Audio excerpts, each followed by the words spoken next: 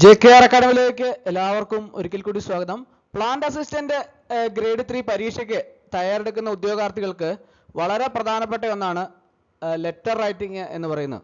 അതിനെക്കുറിച്ച് വിശദമായ ക്ലാസ് വേണമെന്ന് പല ഉദ്യോഗാർത്ഥികളും ആവശ്യപ്പെട്ടതിൻ്റെ അടിസ്ഥാനത്തിലാണ് ഇന്നത്തെ ക്ലാസ് തയ്യാറാക്കിയിട്ടുള്ളത്. അപ്പോൾ ലെറ്റർ റൈറ്റിങ്ങിനെ കുറിച്ച് നമുക്ക് വിശദമായിട്ട് ഇന്നത്തെ ക്ലാസ്സിൽ നമുക്ക് ഒന്ന് രണ്ട് ക്ലാസ് കൊണ്ട് നമുക്ക് പൂർണ്ണമായിട്ടും പഠിക്കാം. അപ്പം ഇന്ന് ആദ്യത്തെ ക്ലാസ് ആണ് ലെറ്റർ റൈറ്റിങ്ങിൻ്റെ. നമുക്കൊന്ന് അതിനെക്കുറിച്ച് വിശദമായിട്ട് ലെറ്റർ റൈറ്റിങ്ങിനെ കുറിച്ച് നമുക്ക് ചർച്ച ചെയ്യാം. നമുക്ക് ക്ലാസ്സിലേക്ക് കിടക്കാം. എന്താണ് ലെറ്റേഴ്സ് എന്ന് നോക്കാം. Expressing one's through thoughts or ideas and conveying information in written language is called letters. അതായത് ഒരാളുടെ ചിന്തകളോ ആശയങ്ങളോ പ്രകടിപ്പിക്കുകയും ലിഖിത ഭാഷയിൽ വിവരങ്ങൾ കൈമാറുകയും ചെയ്യുന്നതിനെ അക്ഷരങ്ങൾ അല്ലെങ്കിൽ ലെറ്റേഴ്സ് എന്ന് വിളിക്കുന്നു. അപ്പോൾ in a way the letter is a conversation between two persons by post or email. A good letter should be written in simple language. It should be written clearly and to the point. അതായത് ഒരു തരത്തില് കത്ത് എന്ന് പറഞ്ഞാല് രണ്ട് വ്യക്തികൾ തമ്മിലുള്ള സംഭാഷണങ്ങളാണ് ഈ കത്ത് എന്ന് പറയുന്നത്. അത് തപാൽ വഴിയോ ഇമെയിൽ വഴിയോ ഒരു നല്ല കത്ത് ലളിതമായ ഭാഷയിലാണ് നമ്മൾ എഴുതണം. അത് പ്രധാനപ്പെട്ട ഒരു കാര്യമാണ്. അതുപോലെ തന്നെ അത് വ്യക്തമായും പോയിന്റിലും എഴുതണം. അതായത് ഇപ്പോൾ ലെറ്റേഴ്സ് ഒരിക്കൽ കൂടി ഞാൻ വിശദമായിട്ട് പറയാം. ഒരാളുടെ ചിന്തകളോ ആശയങ്ങളോ പ്രകടിപ്പിക്കുകയും ലിഖിത ഭാഷയിലെ വിവരങ്ങൾ കൈമാറുകയും ചെയ്യുന്നതിനെയാണ് ഈ ലെറ്റേഴ്സ് എന്ന് വിളിക്കുന്നത്, അതായത് അക്ഷരങ്ങൾ എന്ന് വിളിക്കുന്നത്. ഒരു തരത്തില് കത്തെന്ന് പറഞ്ഞാൽ നമ്മൾ എന്താണ് പറയുന്നത്, രണ്ട് വ്യക്തികൾ തമ്മിലുള്ള സംഭാഷണമാണ് ഈ കത്ത് എന്ന് പറയുന്നത്. അത് തപാൽ വഴിയാകാം, ഇമെയിൽ വഴിയാകാം, ഒരു എങ്ങനെ വേണമെങ്കിലും അതുപോലെ തന്നെ ഒരു നല്ല കത്ത് എന്ന് പറഞ്ഞാൽ അതൊരു ലളിതമായ ഭാഷയിൽ എഴുതിയിരിക്കണം. അതാണ് ഒരു നല്ല കത്ത് എന്ന് പറഞ്ഞാൽ. അതുപോലെ തന്നെ അത് വ്യക്തമായും പോയിന്റിലും ഒരു കത്ത് എഴുതുമ്പോൾ അത് വ്യക്തമായിട്ട് എഴുതണം. അതുപോലെ തന്നെ അത് നല്ല പോയിന്റിലുമിട്ട് എല്ലാം എഴുതണം. ഇതാണ് നമ്മൾ ലെറ്റേഴ്സിനെ കുറിച്ച് നമുക്ക് പ്രധാനമായിട്ടും മനസ്സിലാക്കാനുള്ള ഈ ലെറ്റേഴ്സിനെ കുറിച്ച് ഇത്രയും കാര്യങ്ങൾ ഈ പാരഗ്രാഫ് നിങ്ങൾക്ക് ലെറ്റേഴ്സ് എന്താണെന്ന് നിങ്ങൾക്ക് കൃത്യമായിട്ട് മനസ്സിലായി എന്ന് വിചാരിക്കുന്നു. അടുത്തിലേക്ക് പോവുകയാണ്. കൈൻഡ്സ് ഓഫ് ലെറ്റേഴ്സ്, അതായത് അക്ഷരങ്ങളുടെ തരങ്ങൾ. അതായത് there are mainly two kinds of letters. അതായത് പ്രധാനമായും രണ്ട് തരത്തിലുള്ള അക്ഷരങ്ങളുണ്ട്. ഏതൊക്കെയാണ്? ഒന്ന് പേഴ്സണൽ ലെറ്റേഴ്സ്, അതായത് ഇൻഫോർമൽ ലെറ്റേഴ്സ്. രണ്ട് ബിസിനസ് ലെറ്റേഴ്സ്. എന്താണത്? Formal letters. there are mainly two kinds of letters. ഇത് നമ്മൾ ഈ ക്ലാസ് കഴിയുമ്പോൾ തന്നെ ഈ കാര്യങ്ങളെ കുറിച്ച് തന്നെ എല്ലാം നമ്മൾ വിശദമായിട്ട് മനസ്സിലാക്കിയിരിക്കണം. ഇനി ഒരു ആവർത്തി കൂടെ കാണുമ്പോഴത്തേക്ക് നമ്മൾ പൂർണ്ണമായിട്ട് നമ്മൾ തിട്ടപ്പെടുത്തണം. അതായത് ക്ലാസ് കഴിയുമ്പോൾ തന്നെ നമ്മൾ ഈ ലെറ്റേഴ്സിനെ കുറിച്ച് നമ്മൾ നന്നായിട്ട് പഠിച്ചിരിക്കണം. അപ്പോൾ ഒരിക്കൽ കൂടി പറഞ്ഞുതരാം. കൈൻഡ്സ് ഓഫ് ലെറ്റേഴ്സ് ആണ്. അതിൻ്റെ അകത്ത് പ്രധാനമായിട്ടും there are mainly two kinds of letters. പ്രധാനമായും രണ്ട് തരത്തിലുള്ള അക്ഷരങ്ങളുണ്ട്. ഒന്ന് പേഴ്സണൽ ലെറ്റേഴ്സ്, അത് ഇൻഫോർമൽ ലെറ്റേഴ്സ്. രണ്ട് ബിസിനസ് ലെറ്റേഴ്സ്, അത് ഫോർമൽ ലെറ്റേഴ്സ്. അപ്പോൾ ഇത്രയും മനസ്സിലായെന്ന് തോന്നുന്നു. അടുത്തിലേക്ക് പോവാണ്. അടുത്ത നമുക്ക് ഇനി എന്താണ് നോക്കേണ്ടത്? ആദ്യം പേഴ്സണൽ ലെറ്റേഴ്സ് എന്താണെന്ന് നോക്കാം. Informal letters. പേഴ്സണൽ ലെറ്റേഴ്സ് എന്താണെന്ന് നോക്കാം.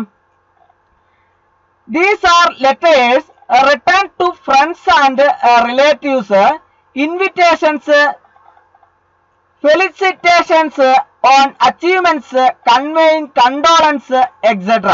അതായത് ഈ സുഹൃത്തുക്കൾക്കും ബന്ധുക്കൾക്കും എഴുതിയ കത്തുകള്, ക്ഷണങ്ങള്, നേട്ടങ്ങളെ കുറിച്ചുള്ള അഭിനന്ദനങ്ങള്, അതുപോലെ തന്നെ അനുശോചനം തുടങ്ങിയവയാണ് ഈ പേഴ്സണൽ ലെറ്റേഴ്സിൽ ഉൾപ്പെടുന്നത്. ഇതാണ് നമ്മൾ പേഴ്സണൽ ലെറ്റേഴ്സ് എന്തൊക്കെയാണെന്ന് മനസ്സിലാക്കിയിരിക്കണം. അതായത് സുഹൃത്തുക്കൾക്കും ബന്ധുക്കൾക്കും എഴുതിയ കത്തുകള്, ക്ഷണങ്ങള്, നേട്ടങ്ങളെ കുറിച്ചുള്ള അഭിനന്ദനങ്ങള്, അനുശോചനം തുടങ്ങിയവയൊക്കെയാണ് ഈ പേഴ്സണൽ ലെറ്റേഴ്സ്. അടുത്തായിട്ട് എന്താണ് നമുക്ക് നോക്കേണ്ടത്? Business letters. ബിസിനസ് ലെറ്റേഴ്സ് എന്താണെന്ന് നോക്കാം. These are much more formal in style than friendly letters. അതായത് സൗഹൃദ അക്ഷരങ്ങളെക്കാൾ ഔപചാരികമായ ശൈലിയാണ് ഈ ബിസിനസ് ലെറ്റേഴ്സ് എന്ന് പറയുന്നത്. These formal letters are required to be written while forwarding applications, letters to editors of newspapers, to firms, businessmen, authorities, etc. അതായത് ഈ അപേക്ഷകള് പത്രങ്ങളുടെ എഡിറ്റർമാര്, സ്ഥാപനങ്ങള്, വ്യവസായികള്, അധികാരികള് തുടങ്ങിയവർക്കുള്ള കത്തുകൾ കൈമാറുമ്പോൾ ഈ ഔപചാരിക കത്തുകൾ എഴുതേണ്ടതുണ്ട്. ഇങ്ങനെയുള്ള അവസരത്തിലാണ് നമ്മൾ സാധാരണയായിട്ട് ഈ ഔപചാരിക ലെറ്റേഴ്സ് എഴുതാറുള്ളത്. ഒരിക്കൽ കൂടി പറയാം, ബിസിനസ് ലെറ്റേഴ്സ് അതായത് സൗഹൃദ അക്ഷരങ്ങളെക്കാൾ ഔപചാരികമായ ശൈലിയാണ് ഈ ബിസിനസ് ലെറ്റേഴ്സ് എന്ന് പറയുന്നത്. സാധാരണയായിട്ട് ഈ ബിസിനസ് ലെറ്റേഴ്സ് എങ്ങനെയാണ്? അപേക്ഷകള്, പത്രങ്ങൾ, ലെറ്റർമാരെ, സ്ഥാപനങ്ങള്, അതുപോലെ വ്യവസായികള്, അധികാരികളെ തുടങ്ങിയവർക്കുള്ള കത്തുകൾ കൈമാറുമ്പോൾ ഈ ഔപചാരിക കത്തുകള് നമ്മൾ എഴുതേണ്ടതുണ്ട്. ഇതാണ് നമ്മൾ ബിസിനസ് ലെറ്റേഴ്സിനെ കുറിച്ച് പ്രധാനമായിട്ടും മനസ്സിലാക്കിയിരിക്കേണ്ടത്. അപ്പോൾ ഇത്രയും കാര്യങ്ങൾ നിങ്ങൾക്ക് മനസ്സിലായെന്ന് വിചാരിക്കും. അടുത്തിലേക്ക് പോവുകയാണ്. അടുത്ത് forms of letters. Forms of letters. Each kind of letter has it's on particular form. In all kinds of letters there are 6 points of form to be attended. അതായത് ഈ ഓരോ തരത്തിലുള്ള കത്തിനും അതിൻ്റെതായ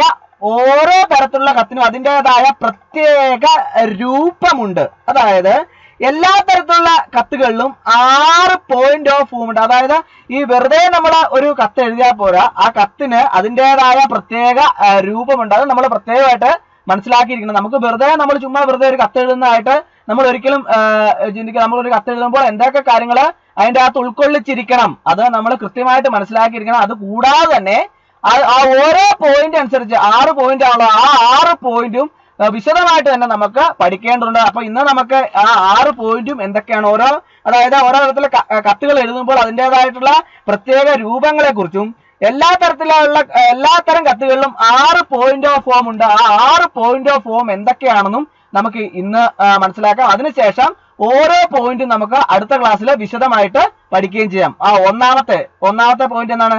ദ ഹെഡിങ്, അതായത് ഒരു തലക്കെട്ട്. 2 the salutation or courteous greeting, അതായത് എന്താണ് സല്യൂട്ട് അല്ലെങ്കിൽ മാന്യമായ ഒരു അഭിവാദ്യം. 3 body of the letter, communication or message, അതായത് കത്തിന്റെ ബോഡി, ആശയവിനിമയം അല്ലെങ്കിൽ സന്ദേശം. 4 the subscription or conclusion or courteous leave taking, അതായത് ഈ സബ്സ്ക്രിപ്ഷൻ അല്ലെങ്കിൽ നിഗമനം അല്ലെങ്കിൽ മാന്യമായ അവധി എടുക്കല്. അതുപോലെ തന്നെ ദ സിഗ്നേച്ചർ, അതുപോലെ തന്നെ ദ സൂപ്പർസ്ക്രിപ്ഷൻ ഓൺ ദ എൻവലപ്പ്, അതായത് എൻവലപ്പിലെ സൂപ്പർസ്ക്രിപ്ഷൻ. ഇത്രയും 6 പോയിന്റുകൾ ഒരു കത്തില്, അതായത് ഒരു കത്തുകളിൽ 6 പോയിന്റ് ഓഫ് ഫോം ഉണ്ട്. ഈ 6 പോയിന്റ് ഓഫ് ഫോമുമാണ് ഞാനിപ്പോൾ പറഞ്ഞത്. ഓരോ തരത്തിലുള്ള കത്തിനും അതിൻ്റെതായ പ്രത്യേക രൂപമുണ്ട് എന്ന് ഞാൻ പറഞ്ഞു.